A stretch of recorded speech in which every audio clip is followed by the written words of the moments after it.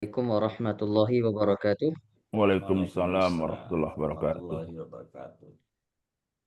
Alhamdulillahi rabbil alamin. Allahumma salli wa sallim wa barik ala sayyidina Muhammadin ibni Abdullah Mustafa Rasulillah miftahi babi rahmatillah adada ma fi ilmillah salatan wa salaman daimaini bidawami mulkillah wa ala alihi wa sahbihi wa mawalah amma ba'd.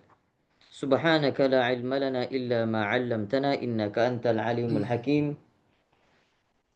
قال رب اشرح لي صدري ويسر لي أمري وحلل عقدة من لساني يفقه قولي.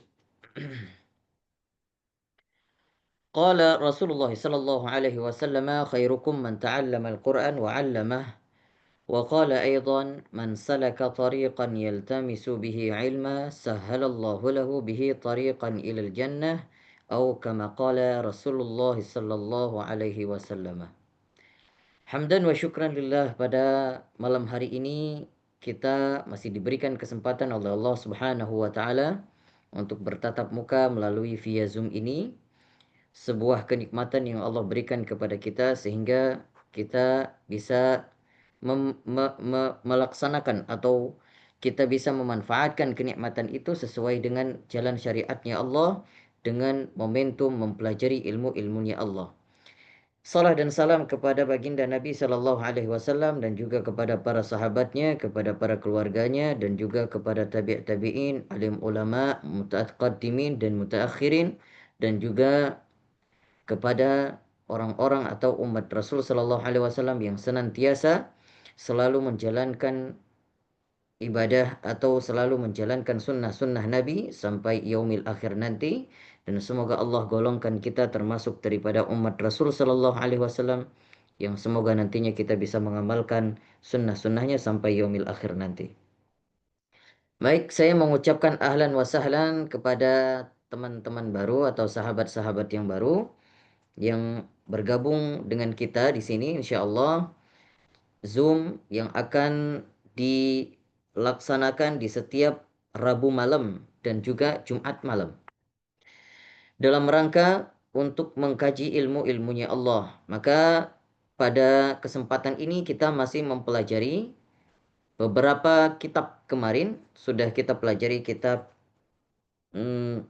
tajwid yang terutama kitab Matan Jazariyah yang berhubungan dengan ilmu tajwid, ilmu Al-Quran, dan sekarang kita sedang mempelajari dan menghatamkan kitab Syama'il Muhammadiyah karangannya Abu Isa At-Turmudzi. Dan insya Allah setiap pertemuan kita akan selalu membarengi dengan talaki memperbaiki Al-Quran. Maka talaki itu bertujuan adalah yang pertama memperbagus bacaan Al-Quran atau tahsin Al-Quran, dan terutama paling utama sekali adalah mempelajari dan memperbaiki bacaan suratul Fatihah. Setelah surah Al-Fatihahnya insya Allah nanti setelah diperbaiki dan insya Allah akan mendapatkan sanadnya langsung. Setelah itu insya Allah akan dilanjutkan ke surah Juz 30 dan akan dilanjutkan mulai dari Al-Baqarah sampai akhir. Maka oleh karena itu, semoga istiqomah karena kita juga bertemu melalui via Zoom ini. Jadi ya kalau dikatakan bisa dikatakan kemungkinan kecil untuk berhalangan karena di mana saja kita bisa akses ya. Jadi fleksibel dan aksesibel. Insya Allah selama saya masih bisa berkesempatan untuk mengisi, semoga tidak ada halangan. Insya Allah akan saya usahakan untuk terus kita konsisten istiqomah, akan selalu kita dakwah dan juga kita juga insya Allah kita bimbing orang-orang yang berniat sekali untuk belajar Al-Quran dan memperbaiki bacaan Al-Qurannya. Baik, langsung saja. Insya Allah kita lanjutkan kajian Syama'il Muhammadiyah yang pada kesempatan malam hari ini kita sudah sampai di bab tentang minyak wangi atau parfum yang dipakai oleh baginda Nabi Sallallahu Alaihi Wasallam. قال المصنف رحمه الله تعالى ونفعنا به وبعلومه في الدارين آمين. باب ما جاء في تعطر Babu ma jaa fi ta'atturi Rasulullah sallallahu alaihi wasallam. Ta'attur itu adalah minyak wangi atau apa yang berhubungan tentang bagaimana cara Nabi Shallallahu Alaihi Wasallam memakai minyak wangi atau parfum. Atau di dalam kalimat yang lain biasanya disebut dengan tatayyab atau tib. Tib itu adalah berwangi-wangian. Maka ini sinonim katanya ta'atur. Kita bacakan hadisnya. Haddatsana Muhammad bin Rafi' wa ghair wahid qalu haddatsana Abu Ahmad Az-Zubairi haddatsana Syaiban an Abdullah bin Mukhtar an Musa bin Anas bin Malik an abihi qala kana li Rasulillah sallallahu alaihi wasallam sukkatun yatatayyabu minha.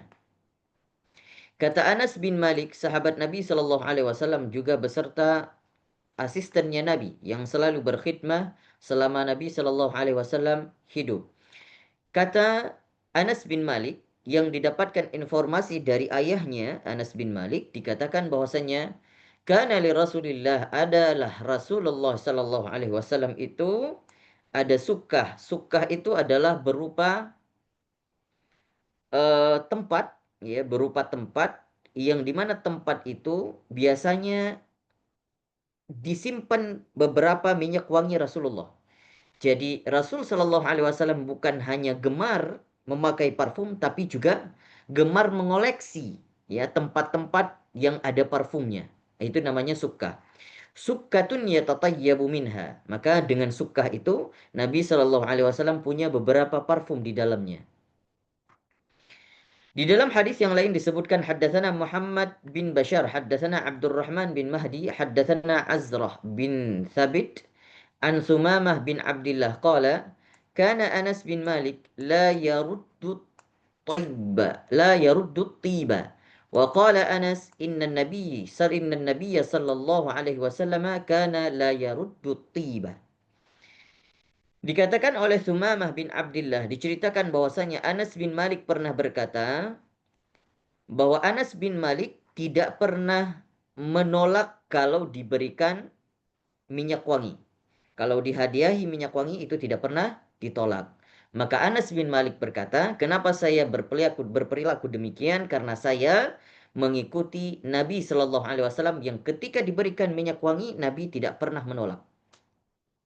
Maka ini sebuah kesunahan bahwasannya bahkan para ulama hadis melalui hadis ini disebutkan kalau kita menolak minyak wangi hukumnya makruh, Maka kalau diberikan minyak wangi, parfum, dihadiahin atau diolesin sedikit, meskipun tidak sesuai selera, ya, tetapi makruh hukumnya kalau ditolak.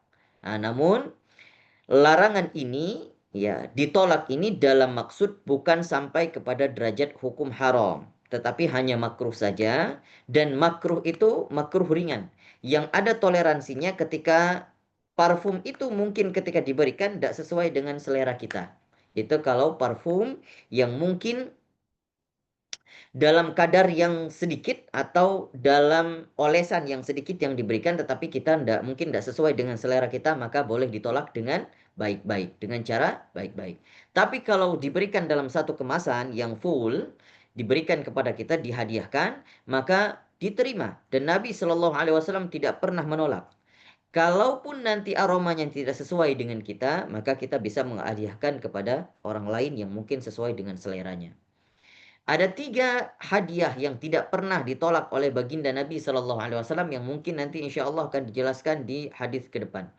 Yang pertama, bahwasanya Nabi Shallallahu Alaihi Wasallam tidak pernah menolak minyak wangi. Kedua, tidak pernah menolak kalau diberikan bantal. Ketiga, tidak pernah menolak kalau diberikan susu. Nah, nanti insya Allah akan ada hadisnya. Dan Nabi Shallallahu Alaihi Wasallam pernah berkata di hadis yang lain, tidak dimasukkan oleh Abu Isa At-Tirmidzi di dalam Syama'ilnya, bahwasanya Nabi pernah berkata bahwa Rasul Shallallahu Alaihi Wasallam hubbiba alaihi, dicintai kepada Nabi Shallallahu Alaihi Wasallam itu 3 hal yang berhubungan dengan dunia. Selain dunia, tidak ada satupun yang menyangkut dengan hati baginda Nabi Shallallahu Alaihi Wasallam. Cuman 3 hal ini yang masih menyangkut dengan hati baginda Nabi, yang berhubungan dengan dunia. Yang pertama adalah wanita.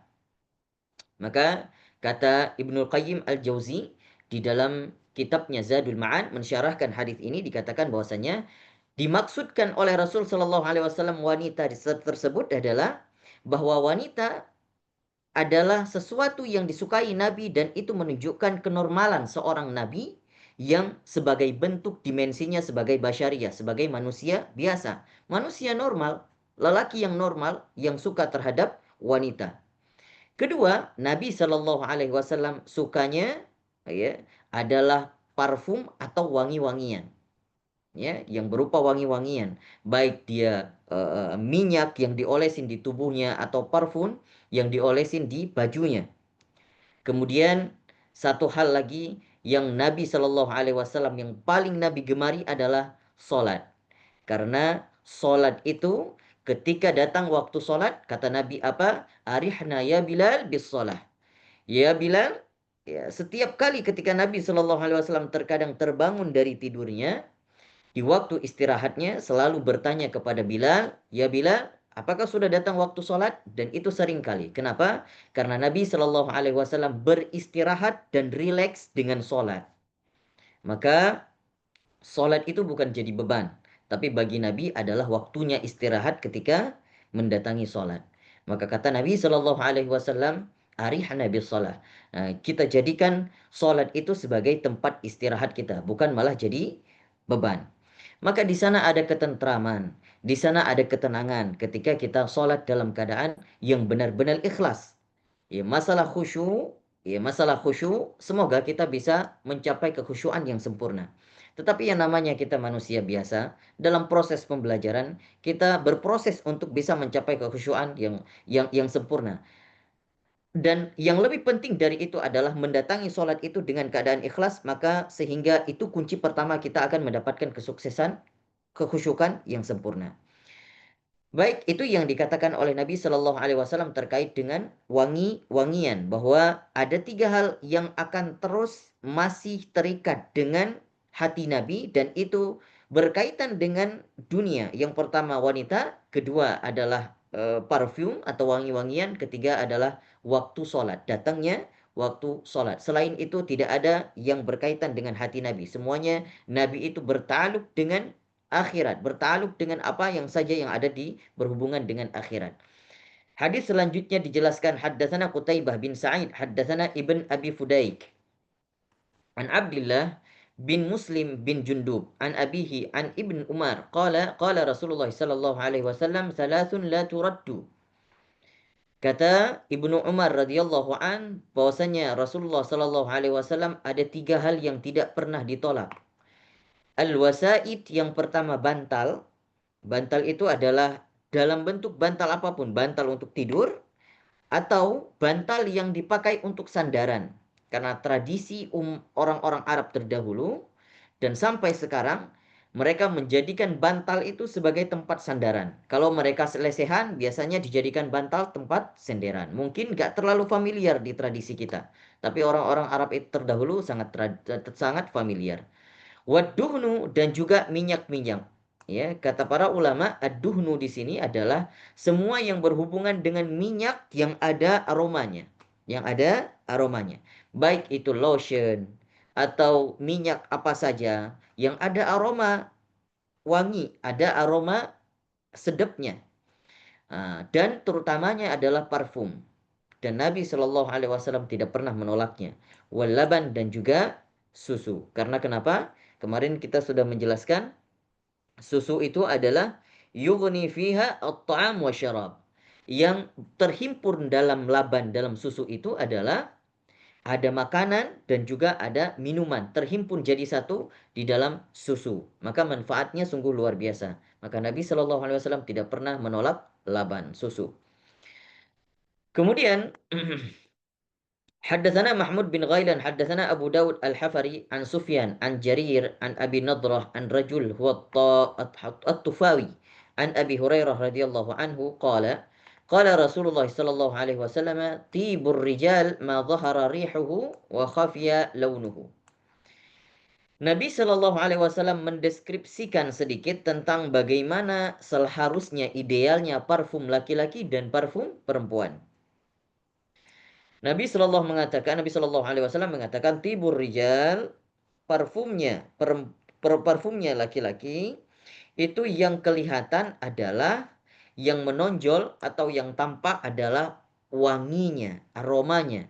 Itu yang paling signifikan. Artinya yang paling tampak, yang paling tercium adalah wanginya. Wa khafiya launuhu, tetapi warnanya itu soft. Jadi apa namanya, kalau aromanya itu strong tapi warnanya soft, gitu. Dan nisa bagi perempuan kebalikan, aromanya soft ya, tapi warnanya strong. Jadi kalau zaman dulu itu mungkin karena ada ekstrak langsung yang pengolahannya itu lebih natural, sehingga kalau parfum-parfum itu terkadang ada warnanya. Ada warna pink, ada warna hijau, ada warna coklat, dan itu kalau kita datang ke Arab Saudi, itu ada beberapa produksi minyak wangi yang masih prosesnya itu masih tradisional sekali. Nah, itu kalau kita lihat bahwa parfum itu ada warnanya, bukan hanya transparan aja. Kalau mungkin parfum yang beredar di tempat kita sekarang, yang kita beli di mall dan lain sebagainya, mungkin kebanyakan yang transparan, yang nggak kelihatan. Maka kata Nabi Shallallahu Alaihi Wasallam bahwa kalau parfumnya laki-laki itu idealnya adalah aromanya strong tapi si warnanya soft, nggak terlalu kelihatan, transparan saja. Tapi kalau perempuan kebalikan, warnanya yang terlihat tetapi aromanya soft, nggak boleh terlalu strong. Karena kenapa? Di hadis yang lain Nabi Shallallahu Alaihi Wasallam juga mengatakan bahwasannya bagi perempuan memakai parfum itu tidak boleh tercium kepada laki-laki lainnya. Dan perempuan harusnya pakai parfum itu hanya di rumah untuk suaminya. Maka dibahas oleh para ulama zaman sekarang, ulama-ulama kontemporer, karena mungkin zaman sekarang yang sudah familiar, wanita yang bekerja di luar rumah atas izin suaminya, yang penting dengan catatan atas izin suaminya. Maka oleh karena itu, kalau seandainya wanita itu keluar rumah dan memakai parfum dengan tujuan yang pertama, ya, karena semua hal innamal a'malu binniyat, kembali kepada niatnya.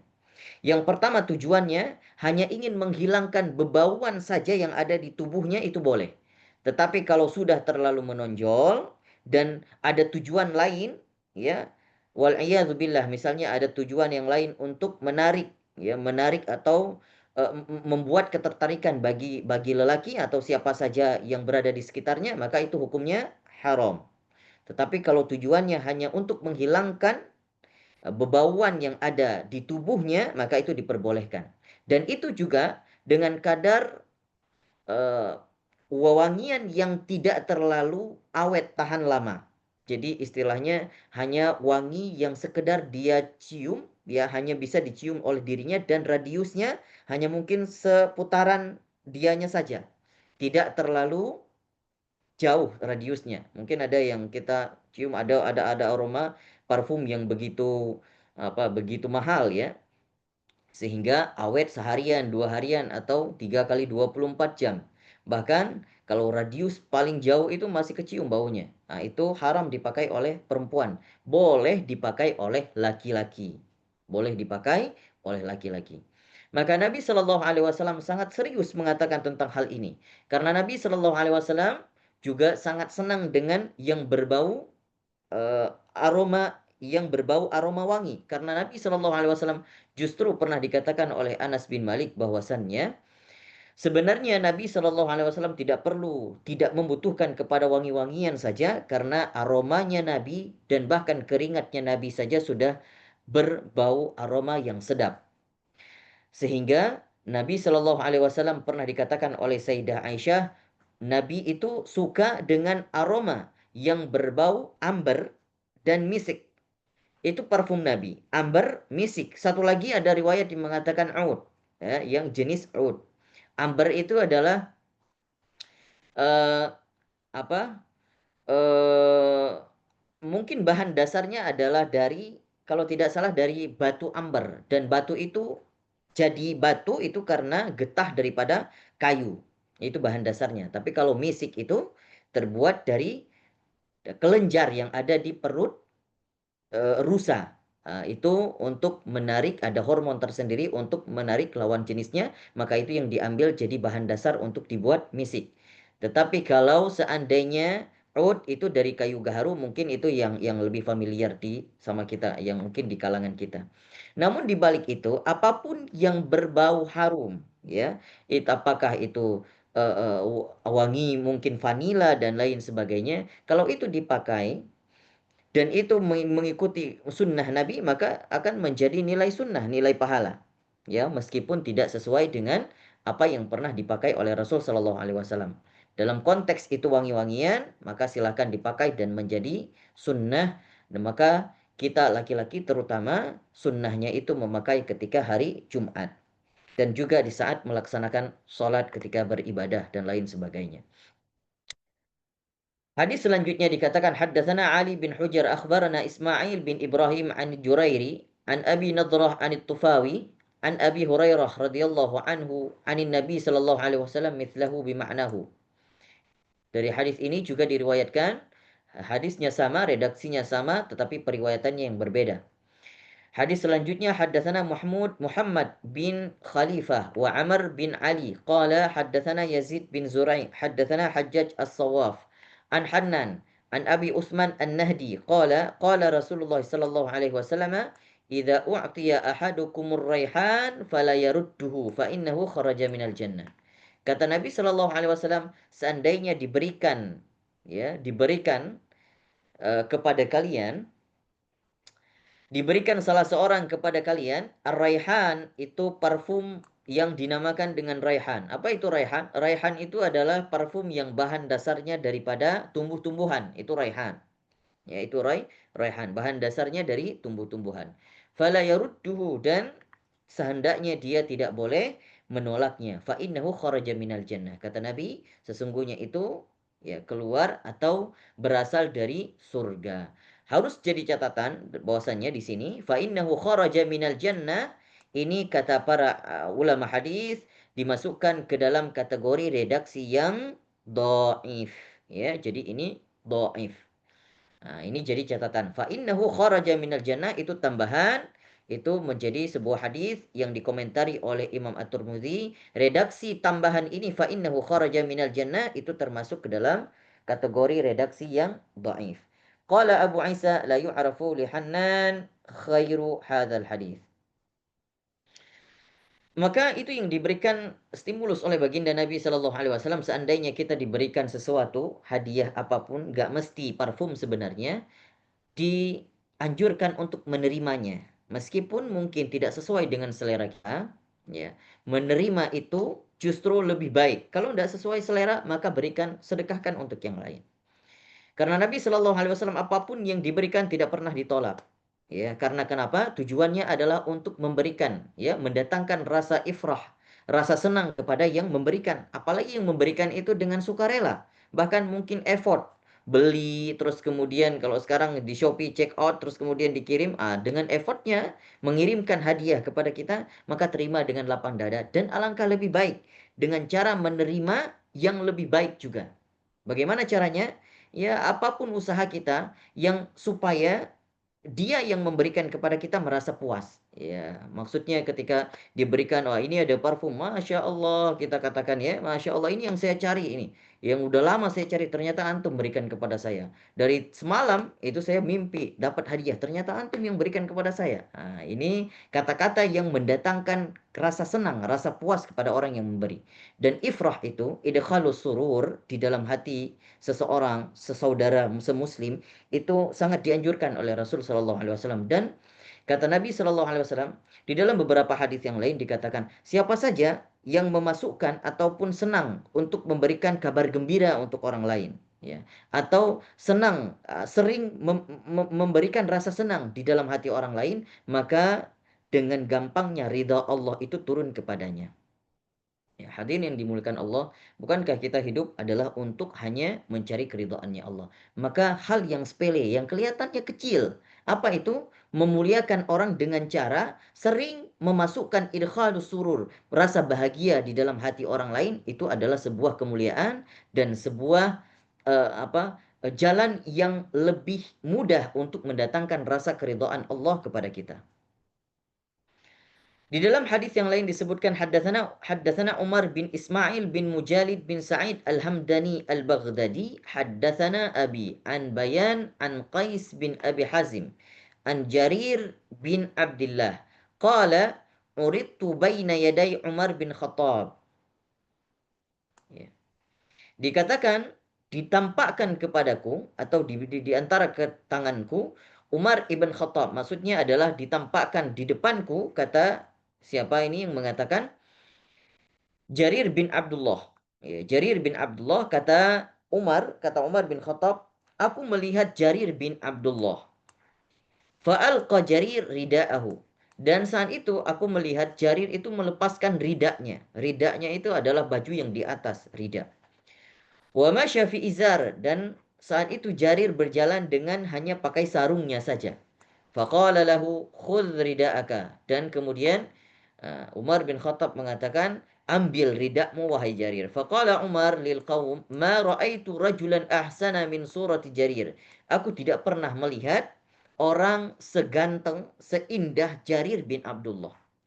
Illa ma balagana min surati Yusuf, kecuali yang pernah datang kepadaku informasi tentang kegantengan Nabi Yusuf. Hadirin yang dimuliakan Allah, sebenarnya ini hadis tidak termasuk ke dalam bab utur atau bab parfumnya. Tetapi kenapa harus dibaca? Ya begitu, kita ikut saja.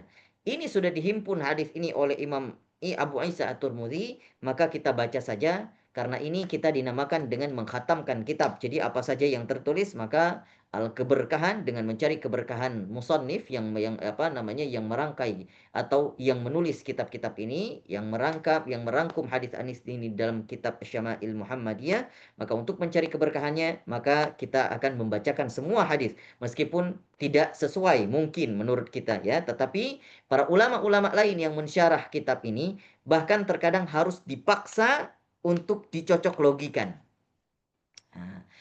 Apa kata ulama ya yang mensyarah hadis ini? Salah satunya adalah Imam Ibnu Hajar Al-Haytami. Itu dikatakan bahwasannya hadis ini menceritakan tentang Umar ibn Khattab. Ini di masa era Umar bin Khattab. Saat itu Nabi Shallallahu Alaihi Wasallam sudah wafat. Apa dikatakan Umar? Dikatakan oleh Umar, aku melihat Jarir bin Abdullah. Dan aku melihat Jarir bin Abdullah ini melepaskan ridaknya. Ya, kemudian berjalan dengan sarungnya saja. Meskipun tidak kelihatan auratnya, tetapi kata Umar bin Khattab, ambil ridakmu wahai Jarir. Ya, ambil ridakmu wahai Jarir. Kenapa? Karena Jarir ini sungguh sangat menawan, ya, sangat menawan. Siapa saja yang melihat pasti tertarik. Apalagi kalau sudah melepaskan ridaknya yang di atas. Nah, artinya sudah menunjukkan ketampanannya yang luar biasa. Maka kata Umar, ambil ridakmu wahai Jarir, pakai. Nah, karena engkau tidak pantas kalau melepaskan ridak, karena bakal menarik atau membuat semua orang tertarik. Ya, akan timbul fitnah. Maka oleh karena itu disuruh pakai oleh Umar bin Khattab. Kenapa Jarir? Karena pada dasarnya yang dilihat oleh Umar bin Khattab saat itu, yang masih hidup di saat masa Umar, Jarir bin Abdullah.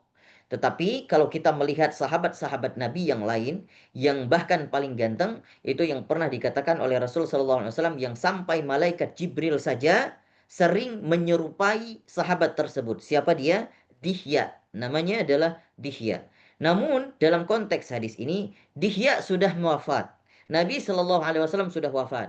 Maka Umar bin Khattab pada era masanya itu, yang pernah dilihat itu adalah Jarir bin Abdullah. Maka oleh karena itu kata Umar bin Khattab, aku tidak melihat orang yang setampan daripada Jarir bin Abdullah, kecuali ada informasi yang datang kepadaku tentang informasi Nabi Yusuf yang paling ganteng. Maka di antara sahabat-sahabat Nabi yang indah termasuk adalah Dihya, yang parasnya ganteng, parasnya indah, Dihya, kemudian Jarir bin Abdullah. Hadis ini kalau ditarik atau dicocok logikan dengan hadis yang berkaitan dengan parfum ya, atau cara memakai parfum baginda Nabi Shallallahu Alaihi Wasallam, mungkin kata para ulama ada kata kemungkinan yang dikatakan bahwasannya kalau seandainya Jarir ini dengan parasnya yang begitu indah, ya, atau dengan tubuhnya yang sangat ideal, sehingga kalau dilepas ridanya, kata Umar, pakai ridamu, jangan engkau lepaskan rida. Padahal idealnya laki-laki kalau melepaskan rida atau atasan yang di atas, maka tidak masalah selama aurat itu tertutup. Kemudian karena takut khawatirnya fitnah, karena Jarir ini bukan hanya parasnya yang indah, tetapi dia juga memiliki aroma yang sangat sedap, aroma yang wangi. Maka udah indah, ganteng, terus kemudian paras tubuhnya yang sangat ideal, kemudian juga wangi. Maka siapa saja yang nggak ada yang nggak tertarik dengan Jarir bin Abdullah. Oleh karena itu, supaya terhindar dari fitnah, kata Umar bin Khattab, maka disuruh pakai ridaknya kembali. Baik, itu yang dapat kita paparkan terkait dengan bab yang membahas tentang ta'atur parfum baginda Nabi Shallallahu Alaihi Wasallam. Insya Allah pada pertemuan selanjutnya kita akan bahas tentang bab kaifa kana kalam, tentang pembicaraan baginda Nabi, bagaimana cara Nabi Shallallahu Alaihi Wasallam berbicara. Ini sangat penting dan ini sangat menarik, dan insya Allah akan kita bahas di pertemuan selanjutnya di Jumat malam insya Allah. Wallahu a'lamu bishawab. Kita berdiskusi sejenak. Siapa saja yang punya pertanyaan silakan ditanyakan, dan siapa saja yang bisa menanggapi pun nanti saya silakan menanggapi. Sama-sama belajar, sama-sama kita berdiskusi. Tidak mesti saya yang memberikan semua jawaban. Kalau ada yang punya jawaban silakan interupsi dan boleh menjawab. Silakan kalau ada yang ingin ditanyakan.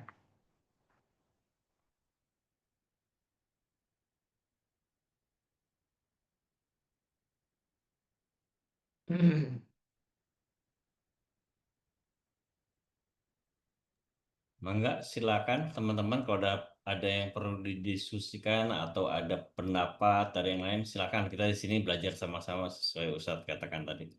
Sampaikan tadi.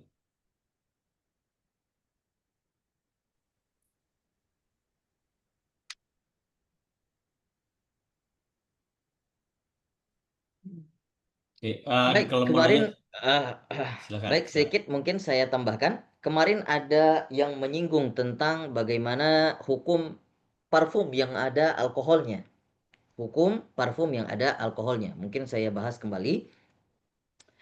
Ada beberapa, sebenarnya kalau fatwa para ulama, parfum yang ada alkoholnya itu adalah diperbolehkan. Itu kalau fatwa MUI. Namun ada yang lebih ikhtiyat, mungkin berhati-hati supaya tidak bermain dengan khilaf pendapatnya para ulama, sehingga ada yang lebih berhati-hati kalau untuk menunaikan sholat mereka memakai parfum yang lebih aman, yang gak ada alkoholnya. Maka silahkan. Tetapi kalau ada mengambil pendapat yang bahwasannya ada ulama yang memberikan kebolehan kepada parfum yang ada alkoholnya, dan itu alkohol atau etanol, ya, kedua-duanya. Dan itu diperbolehkan oleh sebagian ulama untuk dipakai, dan tujuannya untuk dilaksanakan sholat atau dipakai untuk keseharian. Karena tidak termasuk ke dalam alkohol yang diharamkan. Kenapa demikian? Ada satu dalil atau ungkapan yang diungkapkan oleh seorang ulama modern kontemporer zaman sekarang, ya, tetapi juga bermadhab Ahlus Sunnah wal Jamaah Syafi'iyah, yaitu mungkin sangat familiar Imam Wahbah Imam Wahbah Az-Zuhaili atau Profesor Dr. Wahbah Az-Zuhaili, seorang ulama Mesir yang punya kitab Al-Fiqh wal Adillatuh. Ya, ini juga termasuk salah satu fuqaha kontemporer. Beliau membahas tentang parfum atau alkohol yang ada di dalam parfum. Alkohol yang ada di dalam parfum itu memang dikiaskan menjadi haram, itu dikiaskan karena alkohol yang masuk ke dalam khamar atau yang dipakai dalam minuman. Tetapi kata Profesor Wahbah Az-Zuhaili bahwasannya ada ayat yang mengatakan bahwasannya keharaman khamar itu karena rijsum min amali syaitan. Karena itu kotoran di antara daripada bagian pekerjaan, ya, pekerjaan syaitan. Dan kotoran di sana tidak dimasukkan masuk dalam kategori najis bagi alkohol yang masuk ke dalam khamar. Tetapi kalau alkohol itu pada dasarnya, hukum dasarnya adalah bukan kotoran. Hukum dasarnya, ya, hukum dasarnya. Maksudnya hukum dasar apa? Hukum fisiknya. Secara fisik yang dikatakan kotoran itu adalah, atau dikatakan najis itu adalah yang berbau kotor dan juga berbau, ya, dan dia punya asar, punya bekas. Nah, kata Profesor Wahbah Az-Zuhaili mengatakan bahwa alkohol itu pada dasarnya belum tahu dari mana asal daripada alkohol itu. Apakah dari sesuatu yang mengharamkan atau sesuatu zat yang haram? Misalnya contoh, kalau alkohol itu terhimpun dari zat atau minyak babi dan lain sebagainya dari zat yang haram, maka itu haram. Tapi kalau alkohol yang dipakai di dalam parfum itu tidak tahu asalnya dari mana, maka kata Profesor Wahbah Az-Zuhaili, hukum memakai parfum yang ada alkoholnya, maka itu akan diberikan kebolehan. Kenapa? Karena alkoholnya itu tidak sama seperti alkohol yang ada di dalam khamar. Ya, karena alkohol yang ada di dalam khamar itu pun bukan dikiaskan, artinya bukan dimaknakan secara fisik itu jadi najis, bukan. Tapi di sana jadi najis karena secara maknawi masuk di dalam ayat Al-Quran yang mengatakan rijsum min amali syaitan. Kotoran yang seperti kotoran yang biasanya dikerjakan atau yang disukai oleh syaitan. Ya, jadi secara maknawi jadi najis. Tetapi secara fisiknya itu bukan najis. Maka oleh karena itu, karena beberapa perbedaan pendapat para ulama, termasuk Profesor Wahbah Az-Zuhaili yang berpendapat bahwasanya parfum yang ada alkoholnya masih diperbolehkan untuk pakai di dalam sholat. Namun hati-hati, kembali lagi, kalau untuk perempuan, bagi akhwat, ini sangat lebih berhati-hati. Jangan sampai memakai parfum yang agak lebih strong baunya atau lebih awet baunya. Dan itu banyak sekali kita menemukan hadis-hadis yang dihimpun atau dari Rasul Shallallahu Alaihi Wasallam yang dihimpun oleh perawi hadis yang mengancam bagi wanita yang memakai parfum yang terlalu strong baunya sehingga membuat tertarik lelaki-lelaki yang lain atau yang ada di luar dan atau yang ada di sekelilingnya. Baik, itu yang dapat saya tambahkan. Ada lagi yang ingin ditanyakan? Kalau tidak, kita langsung melanjutkan ke sesi talak.